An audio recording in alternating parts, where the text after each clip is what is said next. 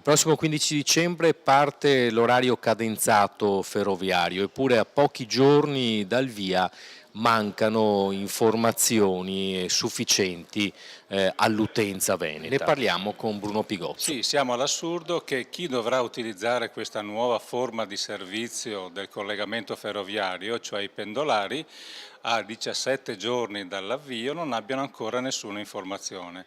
Questo non è possibile, non è ammissibile ed è indice di poca attenzione, di scarsissima sensibilità da parte di chi sta governando il servizio di trasporto, cioè la Regione Veneto. In particolare non può essere accettabile che, volendo rilanciare il servizio, si arrivi a queste condizioni, che già comunque stanno penalizzando gli utenti, i pendolari, con fortissimi disservizi. Il fatto di non sapere come comportarsi complicherà ulteriormente a tutti loro la vita.